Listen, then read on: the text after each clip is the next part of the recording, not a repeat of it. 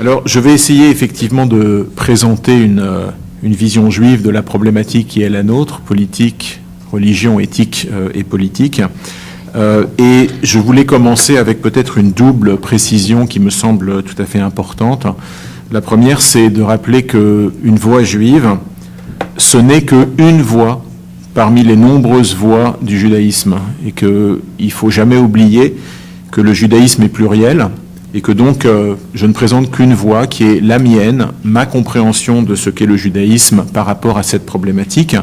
Alors bien sûr, je vais essayer de me référer à des textes classiques de la tradition juive, la Bible, le Midrash, le Talmud, mais ça reste tout de même mon interprétation de ces textes et non pas l'interprétation juive au sens, avec un sens d'autorité absolue qui n'existe pas.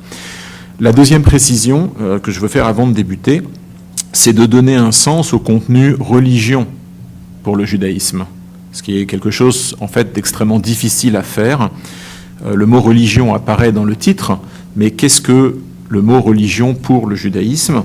Alors pour simplifier, si vous voulez, et pour gagner du temps surtout, j'ai fait un choix, et je vous l'expose simplement.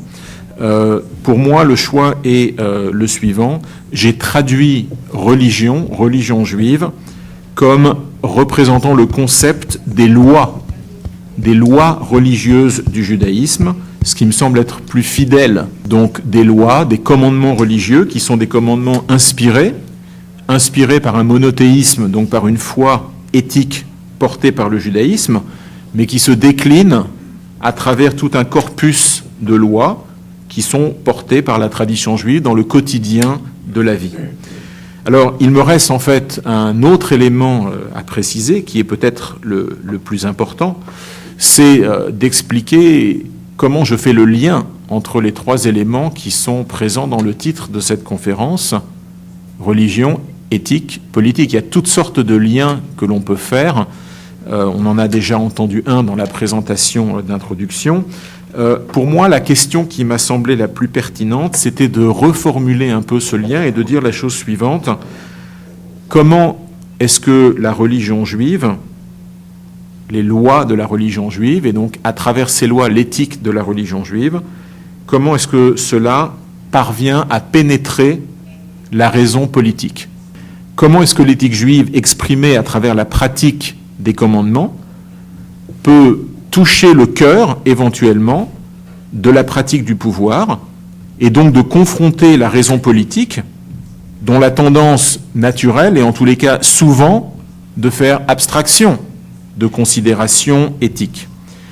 Alors, mon propos sera justement d'essayer de mettre en avant l'existence d'un mouvement de bascule qu'on observe dans le judaïsme entre deux choses.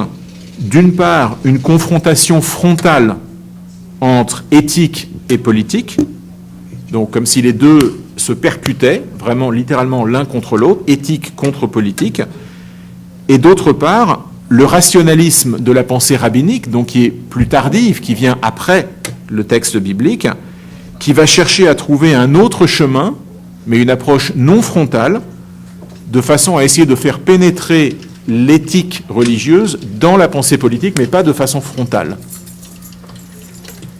Alors pour bien percevoir l'enjeu de cette question, je voudrais vous lire un petit texte qui est extrêmement intéressant, qui a été écrit par un rabbin qui s'appelle le rabbin Greenberg, qui vit toujours, qui est un rabbin américain, un rabbin orthodoxe américain, qui est un théologien qui a écrit beaucoup sur la théologie de l'alliance, mais qui a aussi écrit des choses sur le pouvoir.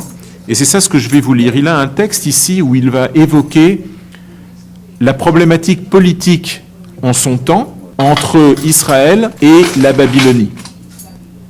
Et le texte du rabbin Greenberg va mettre en avant quelle est l'attitude du prophète Jérémie par rapport à cette situation qui devient dangereuse.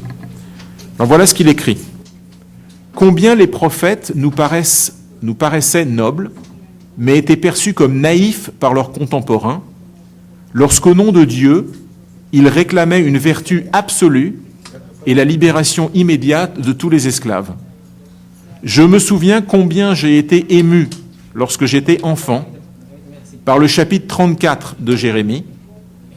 dans lequel le prophète blâme les rois et les nobles pour leur non-respect de l'alliance et leur refus de libérer les esclaves après 6 ans. Combien ce message était fort et sans équivoque.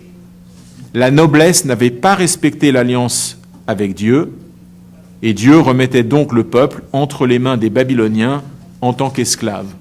Vous avez ici une vision extrêmement radicale de l'absolu de l'éthique prophétique, et c'est parce que le peuple ne respecte pas l'absolu de l'éthique qu'il y a une réalité politique qui devient catastrophique. J'imaginais que les rois et la noblesse cherchaient désespérément à ériger des défenses à mesure que les puissantes armées de Babylone approchaient. Il était donc difficile de construire des défenses dans les meilleures conditions. À présent, ils devaient recourir à toute forme de main-d'œuvre, libre ou en servitude, dont ils disposaient.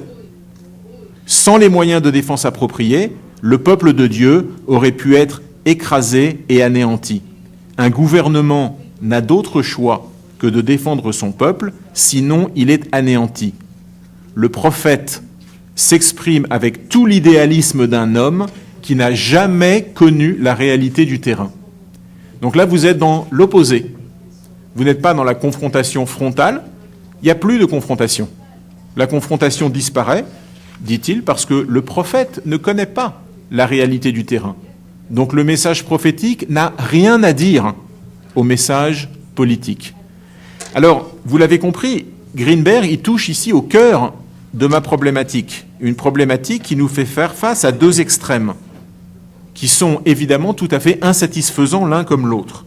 D'une part, l'extrême prophétique, qui est l'éthique pure, une recherche d'absolu pur, qui fait fi des contingences historiques, et puis de l'autre, l'extrême de la réelle politique, de la politique pure, de la raison politique pure, qui fait abstraction complète de l'éthique. Et les deux, je crois, sont tout à fait inacceptables pour la tradition juive, qui va au niveau de la tradition rabbinique. Alors la limite de l'exercice de Greenberg, c'est qu'il ne propose pas de solution. Il dit, vous avez d'un côté l'éthique pure, ça ne marche pas, de l'autre côté la politique pure, ça ne marche pas, mais il ne propose pas de chemin intermédiaire. Et ce qui est insatisfaisant pour nous, je crois, c'est le radicalisme un peu insupportable des 2 positions, un choix binaire qui finalement est extrêmement désagréable.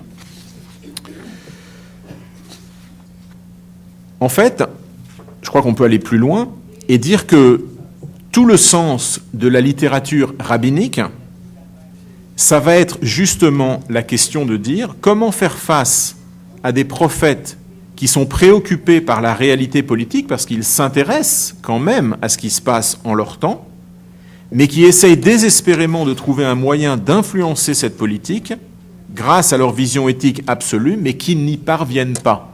Ils n'y arrivent pas, les prophètes. Ils n'y arrivent pas parce qu'ils sont dans un rapport frontal, et dans ce rapport frontal, il n'y a aucun message qui passe.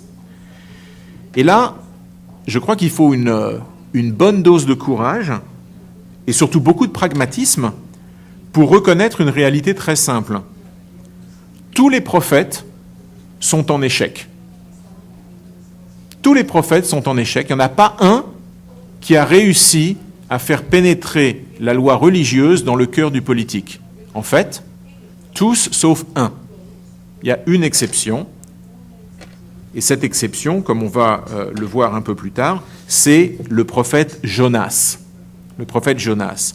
C'est l'unique prophète, un petit prophète, un tout petit livre, qui a, par sa prophétie, réussi à faire changer le cœur du roi, à faire changer le cœur et l'orientation de la société, on y reviendra tout à l'heure, et donc, d'une certaine façon, il est parvenu à éviter la catastrophe annoncée, et donc on peut dire qu'il a réussi à faire pénétrer la loi religieuse dans le cœur du politique. Mais je crois que c'est vraiment la seule exception à cette règle.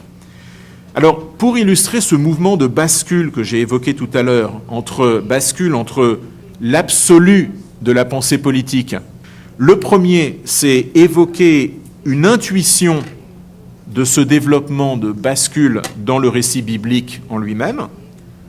Le deuxième, c'est une formulation d'un rejet de l'absolu de l'éthique dans le livre de Jonas, qui sera complété par la confirmation de ce sentiment, si vous voulez, dans un texte talmudique très bref, mais qui est assez intéressant. Alors, je commence avec ce refus de l'absolu éthique dans le texte biblique lui-même. Et pour ça, je voudrais l'illustrer en mettant en parallèle deux textes qui traitent du même sujet. Les textes en question, c'est des textes qui traitent du comportement éthique du roi. Comment doit se comporter le roi? C'est évidemment un sujet politique. Qu'est-ce que le roi a le droit de faire et qu'est-ce qu'il n'a pas le droit de faire? Le chapitre 17 du livre du Deutéronome donne une liste en disant « Le roi n'a pas le droit de faire ça, ça, ça, ça, ça et ça ». Et la liste, finalement, n'est pas très longue, mais elle est assez précise. Donc il n'a pas le droit d'avoir trop d'argent, il n'a pas le droit d'avoir trop de chevaux, il n'a pas le droit d'avoir trop d'or, il n'a pas le droit d'avoir trop de femmes, il n'a pas le droit d'avoir trop d'esclaves, etc., etc. Et ça se présente sur « il ne devra pas », ce sont des interdits. Okay ? Et ce qui est fascinant, c'est que ce même texte est repris non pas dans un cadre théorique, qui est celui du livre du Deutéronome, mais dans un cadre pratique du livre de Samuel. Un petit peu plus tard dans la Bible, Samuel, premier livre de Samuel, chapitre 8, dans lequel là, le prophète est confronté à l'élection d'un vrai roi qui va vraiment gouverner avec une vraie réalité politique, et il reprend la description de ce que le texte du Deutéronome a donné. Alors je vous passe la comparaison précise, parce que c'est beaucoup trop long. Si vous êtes intéressé, elle est dans le texte et la version écrite du texte. Mais je mets juste le doigt sur le point qui me semble plus essentiel. Dans le texte de Samuel, tous les excès du roi qui sont interdits dans le texte du Deutéronome sont énumérés comme des prérogatives du roi. Le roi, finalement, c'est pas très bien, mais il a le droit de faire ça. Donc oui, il va avoir beaucoup d'argent, oui, il va avoir beaucoup d'or, oui, il va avoir beaucoup de femmes, oui, il va avoir beaucoup d'esclaves, oui, il va faire beaucoup de guerres, etc., etc. Tout ce qui était interdit dans le Deutéronome devient la norme dans le livre de Samuel. Alors, cette ébauche, si vous voulez, de comparaison, elle met en avant, vous l'avez vu, une vraie problématique. Parce que entre les prérogatives royales décrites par Samuel et l'interdit du Deutéronome, qui interdit vraiment les dérives du comportement du roi, eh bien, il y a une vraie contradiction. Ce que le Deutéronome interdit devient la norme que Samuel observe pour le roi. En fait, le Talmud va même plus loin, puisque le Talmud dit, je vous cite la phrase, très brève, c'est au nom d'un certain rabbin qui s'appelle Rabbi Yossi. Rabbi Yossi a dit « Tout ce qui est énuméré dans le chapitre sur la royauté fait partie des prérogatives du roi. » Donc tout ce qui est mis dans le livre du Deutéronome fait partie de ce que le roi fait. Le message là est assez clair.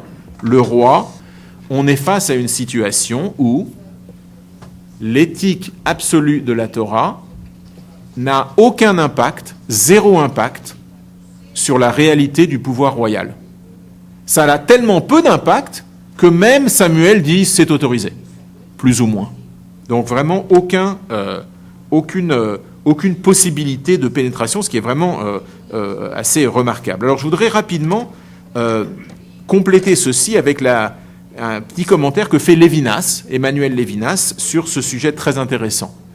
Et Lévinas dit la chose suivante, il dit « Et voici que le Talmud présente comme prérogative royale ce que le texte de la Torah présente comme interdiction.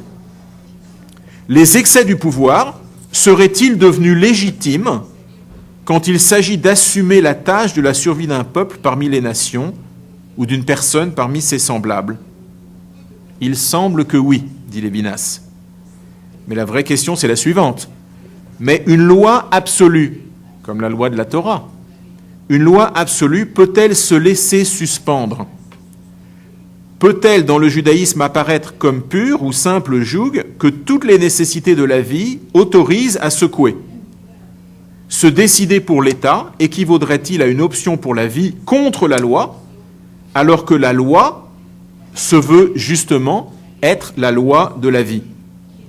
À moins que, et il propose lui une solution, Lévinas, à moins que la divinité de la loi, attention, la divinité de la loi ne consiste à pénétrer dans le monde autrement que comme un vent intense et violent, autrement que comme un tremblement de terre, autrement que comme un feu, c'est-à-dire la loi ne va pas rentrer dans le politique comme ça, ok, à moins que sa souveraineté ou sa spiritualité même ne consiste en une humilité extrême, sollicitant une voix de fin silence, l'entrée du cœur des justes.